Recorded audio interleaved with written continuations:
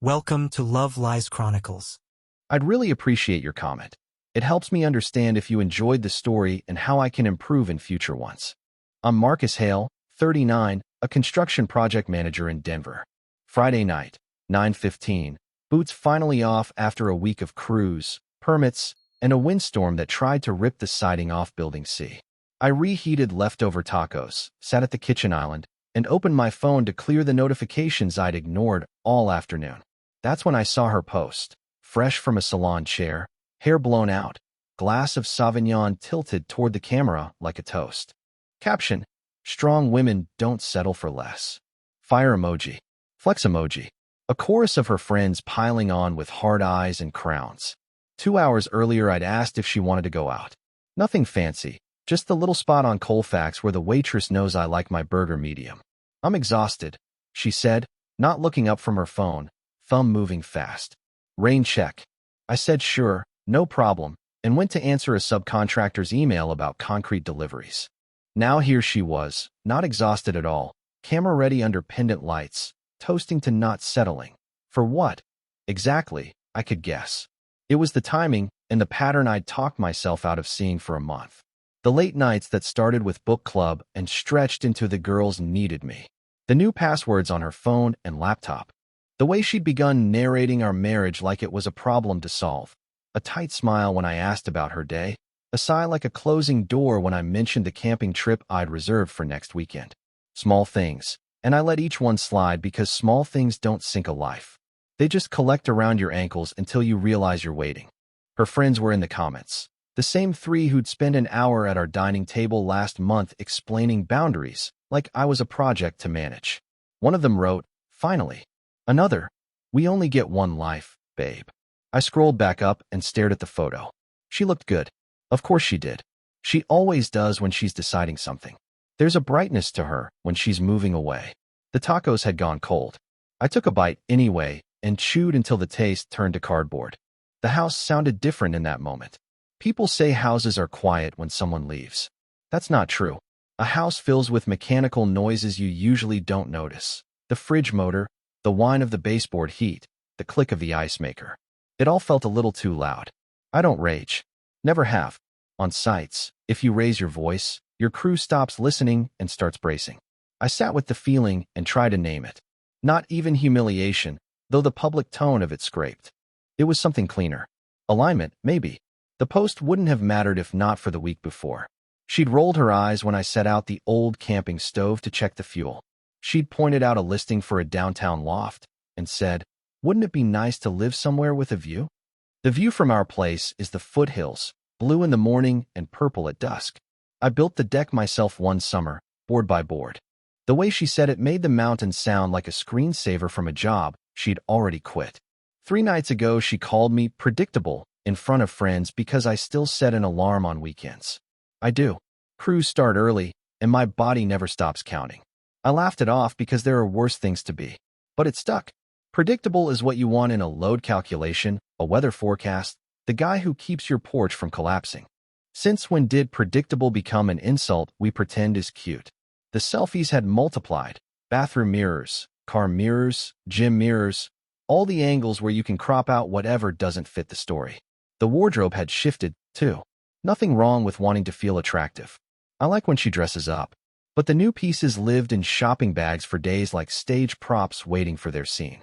She'd come home later and later, always smelling faintly of citrus and a bar that spends too much on candles, and instead of talking she'd scroll, a soft smile twitching at the corner of her mouth like she was already in a conversation that didn't involve me. I finished the tacos and rinsed the plate because habits calm me.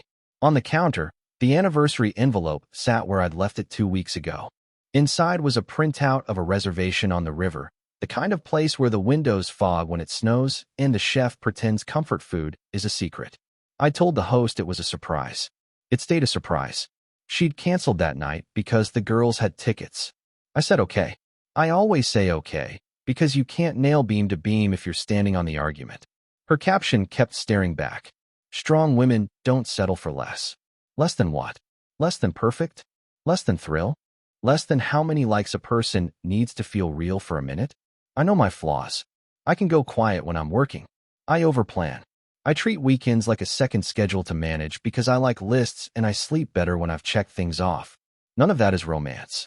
But it is love, nailed and leveled, square and true, the kind you can stand on. I scrolled back through my own photos, dumb stuff nobody likes. A sunset over a half-framed roofline. A close-up of cedar grain. A coffee in a paper cup with a black Sharpie M. Proof of a life that doesn't photograph well unless you've lived it. The contrast made me smile, not bitter, just aware. My brother texted a meme about the Broncos. I sent back a thumbs up and almost typed, "You ever feel like you're being audited by people who don't know your books?" I didn't. Brothers worry. Instead, I stood, stretched my back, and walked to the hall closet. The camping stove was still there, cleaned and ready. I checked the fuel canister anyway. Old habits.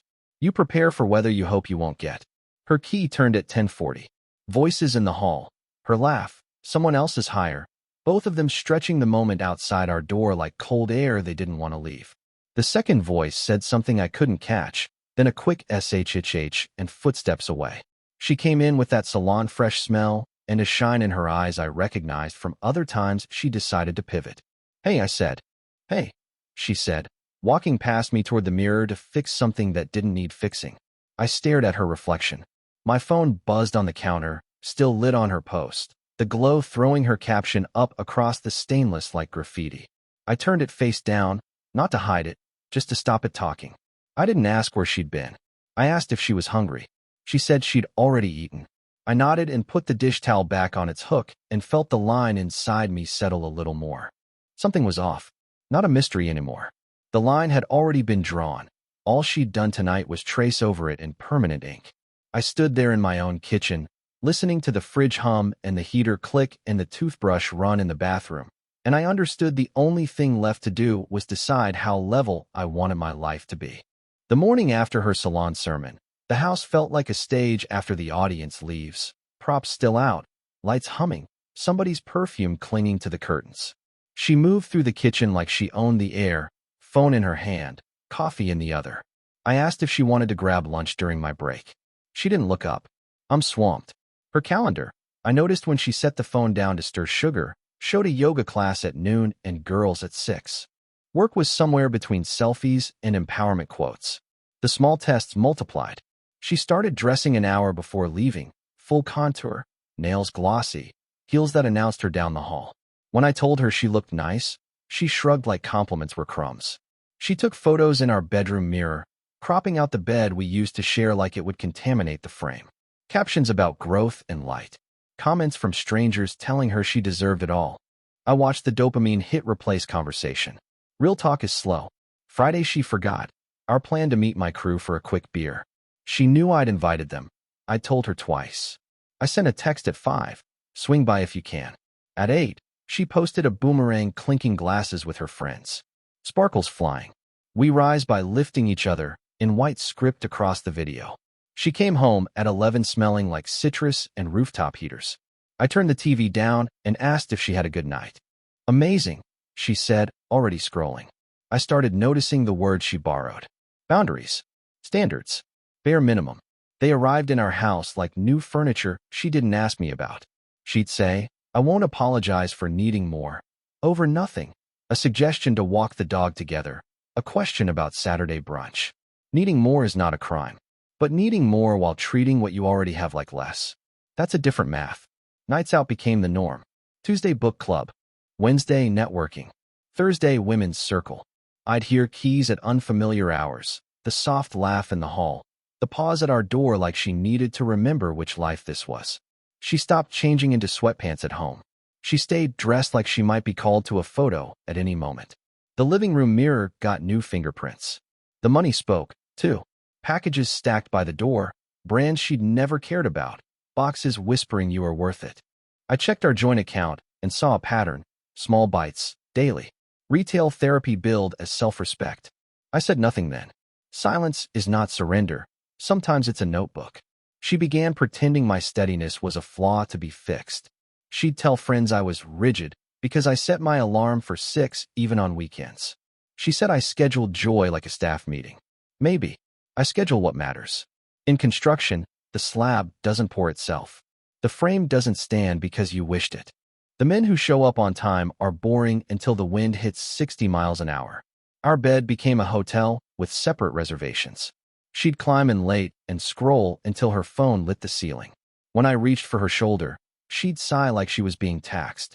I'm tired. The first week, I pretended not to notice the shift. The second, I moved to my side without trying. I stopped counting nights. Counting turns a man into a beggar. I counted runs instead, dawn jogs where the cold made sense.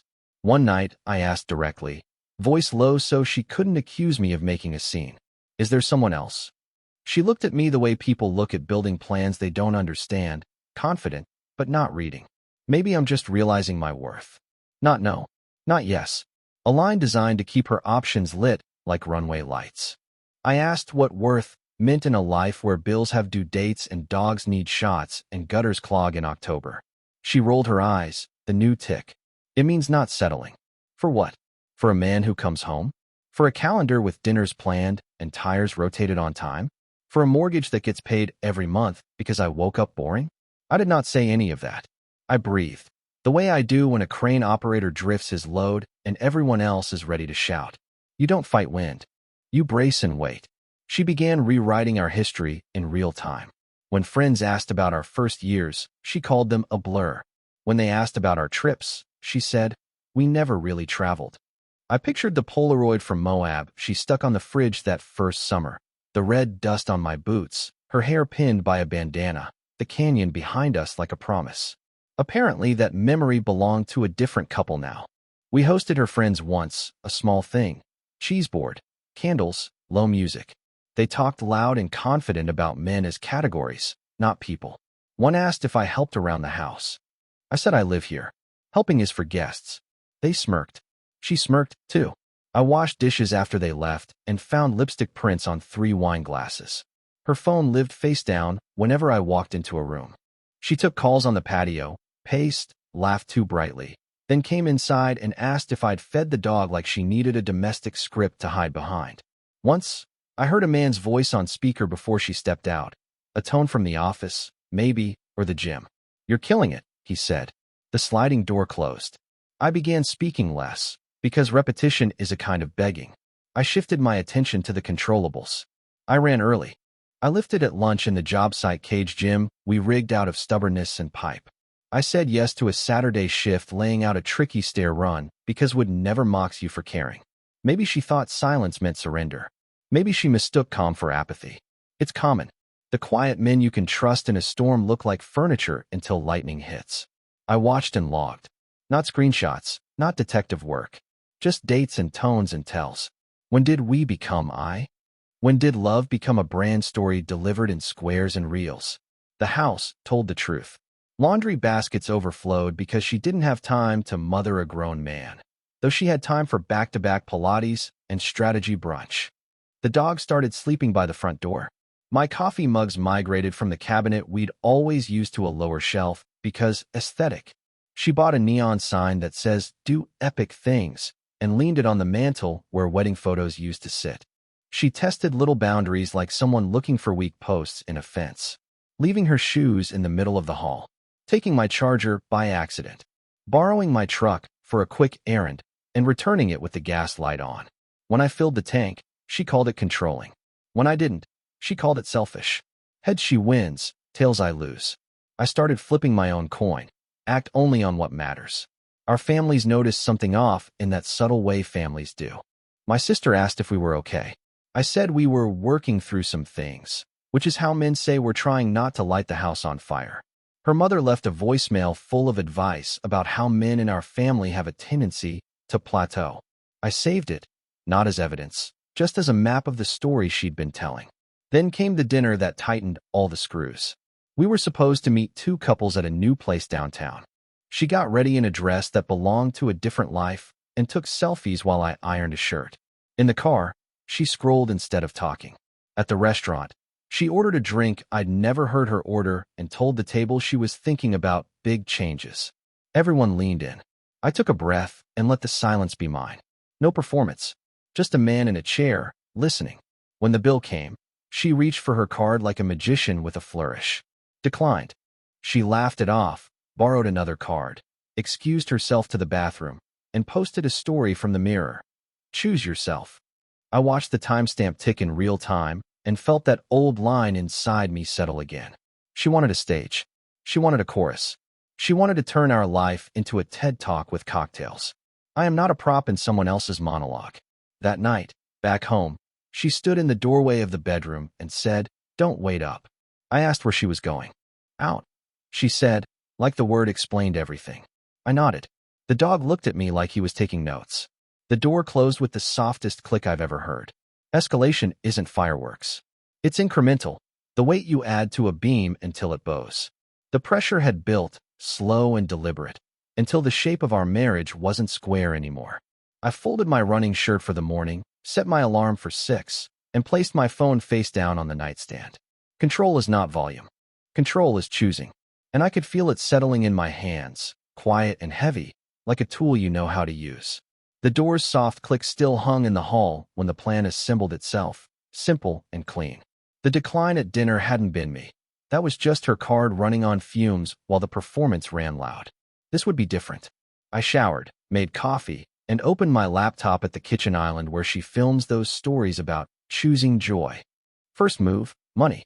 I shifted my direct deposit to a separate account I'd opened years ago and never used. I removed her as an authorized user from the joint credit card, froze the line of credit we opened for the roof, and canceled the convenience card she treated like a bottomless gift bag. I moved auto-pays for the mortgage, utilities, and insurance under my login only. Groceries, gas, the small subscriptions she never noticed, all off the joint. I wasn't punishing anyone. I was ending the subsidy of a story I didn't co-author. Second move, access.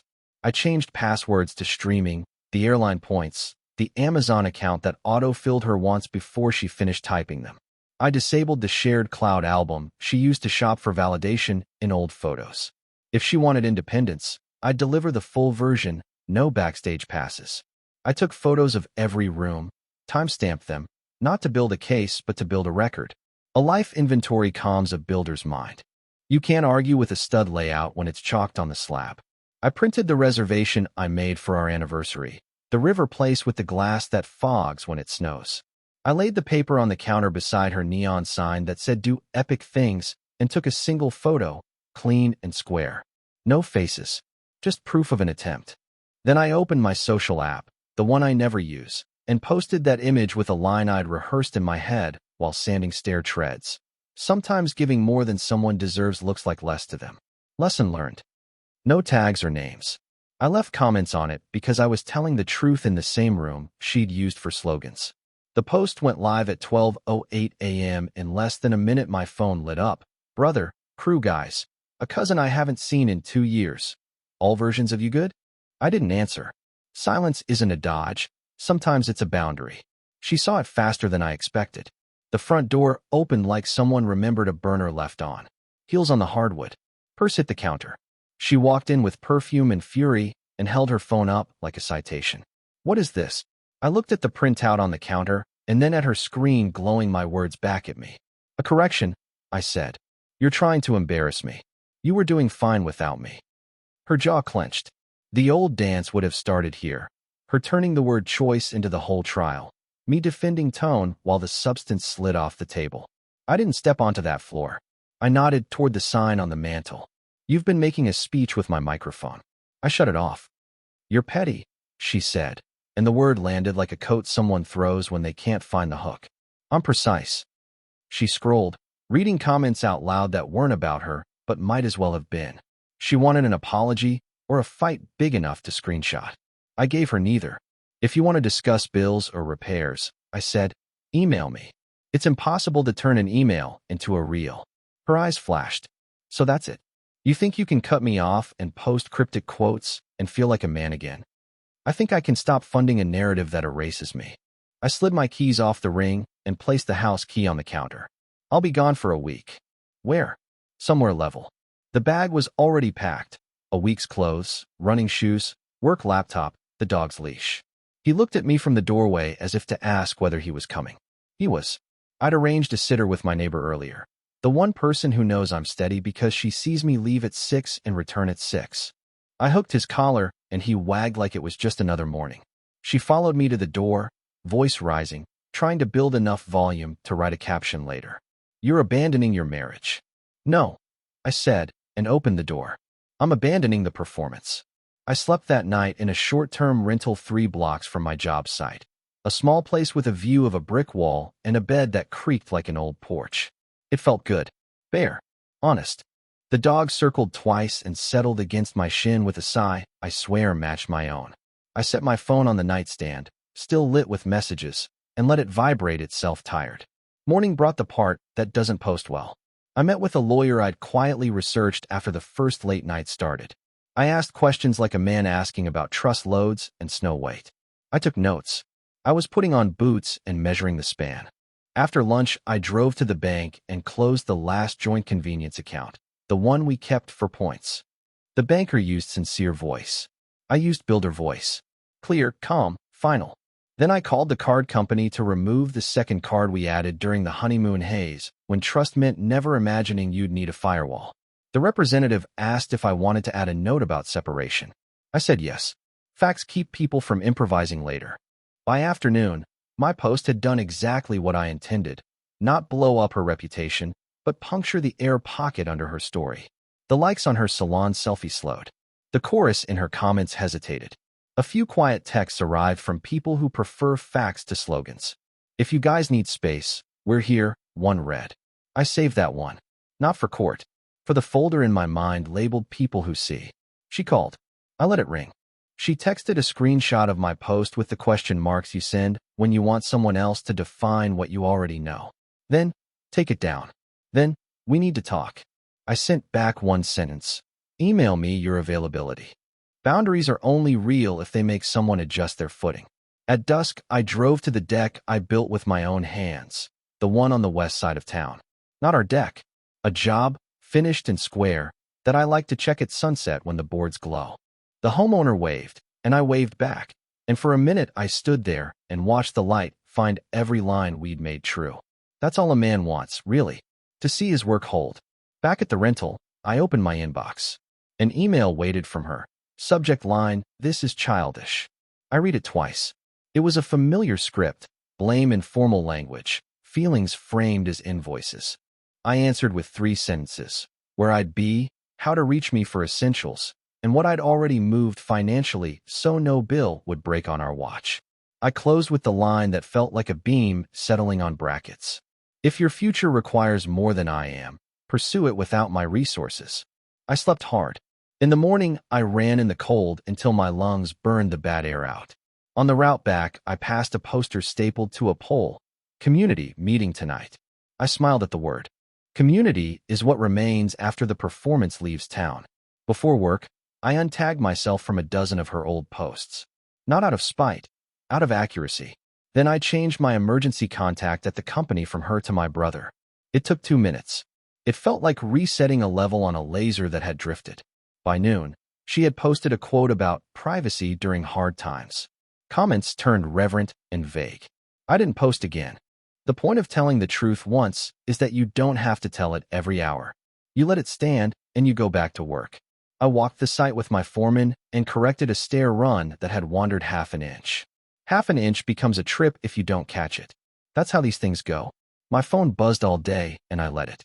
Messages sorted themselves into piles. Concern, gossip, advice, silence.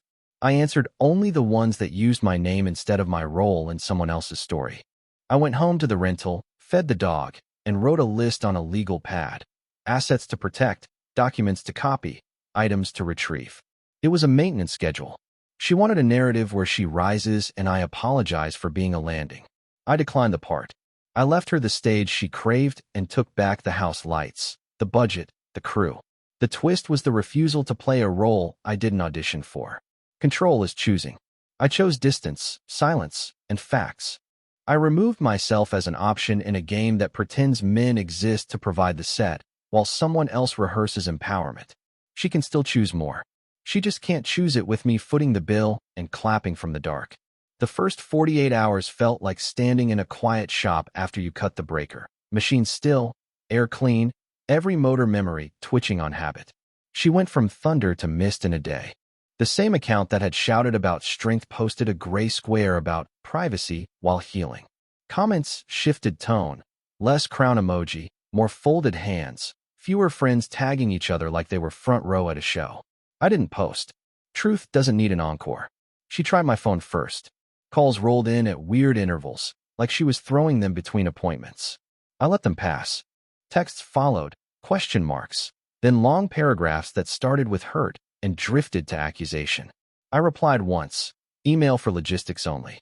She sent an email 5 minutes later with the subject line logistics, then filled 3 screens with feelings. I answered with 4 bullet points. Mortgage paid, utilities paid, dog with me and safe, send a list of any items you need retrieved. Boundaries live or die on brevity. The money changed her rhythm fastest. Her salon messaged me by mistake after her card declined. She'd left my number as the backup months ago. I replied that the account on file no longer existed and wished them a good day. At the boutique 2 blocks from our house, she tried to buy a dress and ended up posting a bathroom mirror selfie about simplicity. It drew fewer hearts than the ones with champagne. Image can't carry rent. Friends tested the edges. One texted, she's really hurting. Another wrote, there are 2 sides, which is what people say when they don't want to pick one. A guy from her office DM'd to ask if I'd really booked that anniversary trip. I ignored him. I answered only the quiet ones. A line from my sister, a thoughtful note from a neighbor who's seen our lights. Guilt arrived in a package labeled practical. She emailed that she was in the middle of the month, and I'd cut off basic needs. I forwarded confirmations showing the bills on auto pay, then attached a PDF of our budget from earlier this year with her own notes in the margin, back when we were a team moving money like we were moving lumber. She didn't answer the document. Instead, she replied, you're being cruel. Facts feel like cruelty when a story depends on fog. Seduction tried next. Old photos landed in my inbox with subject lines like remember? Moab appeared. Dust on our boots. Her hair in that bandana. My hand on her shoulder. Under it she wrote, we were electric. We were steady. The electric came from the view. I wrote back one sentence. I'm available to discuss our separation timeline tomorrow between 2 to 3 p.m., phone or video. She posted a throwback on her feed with a vague caption about seasons. The algorithm yawned. By day 3 the chorus she counted on had thinned. The friend who types, Queen, under everything went silent. Another messaged me privately to say she hadn't known about the anniversary reservation. She told us you never plan anything, she wrote. I drove to a supplier across town and picked up fasteners for a stair job and let my hands do something they understand. Panic showed up where image can't help. Housing. She applied for a downtown loft and ran into numbers. Without my income and with a credit pull reflecting a suddenly single life, the math bucked. She emailed to ask if she could crash for a week to figure things out. I replied with a list of short-term rentals and 2 phone numbers for property managers I trust. Our house was the roof I'd keep dry while we decided if we were tearing out walls or moving. The office didn't stay out of it. She arrived at the job trailer mid-morning in sunglasses and effort, asking for me by first name like she belonged on our schedule. My foreman's eyebrows said enough. I stepped outside. She wanted the post down. She wanted the cards back. She wanted, mostly, the feeling of control that comes when someone else refuses to let a scene happen. I said we could talk in the trailer with the door closed. She declined the door. I declined the conversation. People are talking, she said. They were talking before, I said. Now they're talking about what's true. She blinked like a flash had gone off. That's how it felt for her. Too much light, not enough makeup. I pointed at the email on my phone and told her to send times for a call with a counselor if she wanted one. She said counseling is for couples who want to try. I nodded. Then I excused myself because a truck with 20 sheets of 3/4 ply doesn't unload itself. The midpoint twist came quiet. Her dad called me that night. We don't talk often. He's a Weldon whiskey type like my old man, a guy who believes in a day's work and heavy things. He said he loved his daughter and he wasn't taking sides. Then he said he wouldn't be subsidizing a loft or a lifestyle. He'd raised her to stand on what she builds. If we couldn't build together, she'd have to learn how to frame alone. I hung up and stared at the legal pad where I'd written, retrieve winter coats, and added nothing. Some sentences don't need ink. They brace themselves. She pivoted from guilt to PR. A post about learning from mistakes went up, tagged with a cluster of hashtags about growth. Comments returned, but thinner. The friend who always supplied a ladder didn't show with one this time. A mutual acquaintance put a hand on my shoulder at the hardware store and said, "Proud of how you're carrying this." I didn't feel proud. Late one night, she tried the dog. "He misses me," she wrote. "He does." I offered 2 times to meet at the park by the river. Neutral ground. She said her schedule was tight. I offered 2 more. She didn't show for the first, arrived 20 minutes late for the second, and left early to make a circle. The dog watched her jog away like a kid at a bus window, then sat down beside me without command. Loyalty isn't dramatic. It's a weight at your ankle. By the end of the week, the house had stopped calling to me in that haunted way. I still drove past it on my way across town, checked the gutters in my head, checked the porch I built, checked the lines only builders notice. But the ache faded into inventory, one more property to be managed wisely, not a shrine to what we were. I sent a final email summarizing where we stood, what bills remained covered, and the next steps if she wanted to formalize anything. She replied with a page about love and a paragraph about betrayal and a sentence asking if we could start over. It was the first time she used the word "we" since all this began. The next morning, I ran in the cold until the sunrise hit the glass downtown and turned every office window into a small fire. On the way back, I passed the pole with the community meeting poster. Someone had torn half of it away. The date stayed. The location stayed. The word community flapped in the wind and didn't rip. That's how the consequences felt. Messy edges, intact center. Her game broke down because games require willing players. I removed myself. Without me as audience, sponsor, or villain, the script dried up. People who wanted spectacle wandered off. The few who wanted truth stayed quiet and near. She reached for guilt, for perfume, for panic, for philosophy. I stayed where I said I'd be. Reachable by email, steady on site, hard to move off the line I set. Not cruel, just done playing. She finally used email the way I asked. 3 lines, no exclamation points, asking to meet, to talk like adults. I answered with a time, a place, and an agenda. House, Sunday at 2, 30 minutes, logistics first. Boundaries aren't about drama. They're about making a plan and then sticking to it. I got there 10 minutes early. The porch I built last spring needed a light, sanding where the weather chewed one board. I ran my palm over the grain and felt the tiny ridges like a braille message from a version of me who thought effort plus love equaled invincible. The neon sign still leaned on the mantle inside. Do epic things. Unplugged. I left it that way. The dog bounded into the entry and then did that polite trot dogs do when they aren't sure whose house it is this week. She came down the stairs in a sweater I bought 2 Christmases ago, soft blue, sleeves pushed to her elbows like she was about to cook. No phone in her hand, which told me she wanted sincerity more than evidence. Good. I set a folder on the table and opened it to a printed list. Assets, accounts, dates, next steps. I walked her through each item as if I were handing a foreman a punch list. Mortgage autopay confirmed. Utilities stable. Insurance paid through the quarter. Items she requested boxed in the garage. I spoke slowly, not for effect, but so I wouldn't wander into sentences about feelings I couldn't unsay. She listened with one ear and washed my face with the other. When I finished, she shifted, searching for purchase. We don't have to do this. We could call it a bad month. We could reset. Reset to what? Not a question. An assessment. You can reset a breaker. You can't reset a beam after it bows. You cut it out. You replace it. Or you accept the sag and pretend you can't feel the tilt every time you walk across. I don't want a perfect marriage, she said, voice smaller than the room. I want a real one. Real as bills paid and gutters cleared and respect when nobody's watching. Real is not a caption. I told her that. I said I would not stand on a stage she built and clap for lines that erased the man who built the stage. She reached for my hand and missed because I didn't move mine. That surprised her more than anything I'd done in the past week. I've always been the one to close gaps, to round off edges, to interpret an eye roll as fatigue instead of contempt. She'd counted on that softness like a safety rope. I had untied it. She asked if the post could come down. I said it would stay, not as a scarlet letter for her, but as a reminder for me. She asked if the cards could come back for a month while she found footing. I pointed to the list of short-term rentals again and the 2 property managers who already knew her name. She asked if we could try counseling. I said counseling is for two people who want the same outcome. I wanted truth and respect more than I wanted together. I didn't hear that in her mouth yet. She cried then. Not performative. Shoulders slumped, palms to her eyes, silent for a full minute. I didn't move.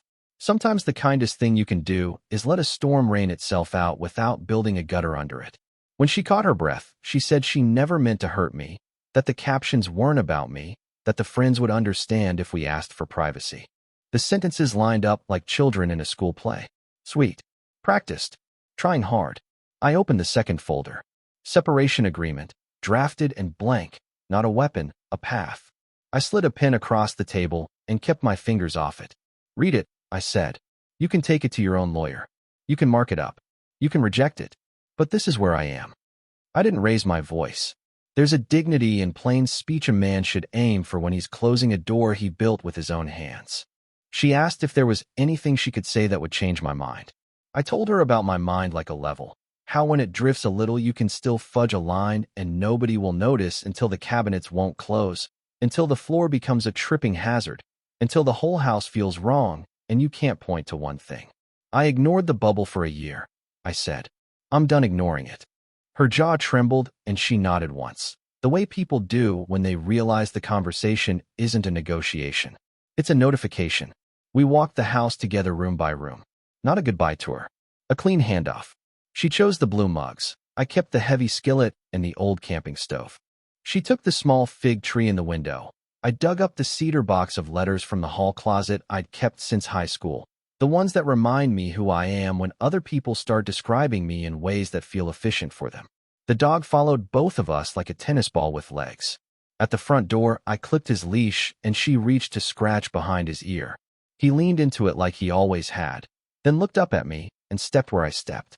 Loyalty, again, quiet as gravity. I told her I'd be out of the house through the end of the week so she could pack without an audience. I told her there was no rush on the neon sign. She could keep it if she wanted. She laughed once, short, at the absurdity of a man offering a sign that preached a life he no longer intends to live. Then she went still. I don't want the sign, she said. I want us. Wanting isn't the price of getting. Respect is. She had spent a season borrowing language about strength from other people's pages and forgot that strength is less about what you post and more about what you refuse to accept. I refuse to accept a marriage where I'm a backdrop. I refuse to beg. I refuse to ignore the bubble on the level until the whole place tilted. We signed the temporary agreement in the kitchen where we used to plan camping routes and grocery lists, and silly, normal nothing. I scanned a copy with my phone and emailed it to both lawyers. She pressed her palm flat on the paper for a second afterward like the heat from her hand could change ink. It didn't. At the door she tried one more angle. Not manipulation, just memory. Moab. The river place. The winter we both had the flu and took turns sweating through sheets and making toast. I didn't rewrite any of it. Those were good, I said. They still count. They just don't cancel this. I left without slamming anything. I loaded the last box into the bed of my truck and tied it with the neat X you learn when you don't like things shifting on the highway. I drove past the hardware store, the job trailer, the deck that needs sanding, the pole with the torn community poster. Back at the rental, I put the skillet on the stove and fried 2 eggs and watched the edges crisp the way they always do if you leave the heat alone. There's a fantasy where men feel victorious in moments like this. That's not how it landed.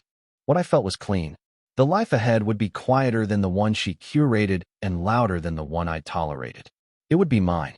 Respect is not something you negotiate in a comments section or exchange for a second chance. It's a load-bearing wall. If someone keeps moving it to hang prettier art, you either brace it properly or you take the house back to studs. She posted one more thing that night, something about reflection and time. I didn't read it. I took the dog out, watched his breath fog in the cold, and looked up at a sky that didn't care about captions. The next morning, I changed the porch sanding from soon to Saturday on my list. Work to do.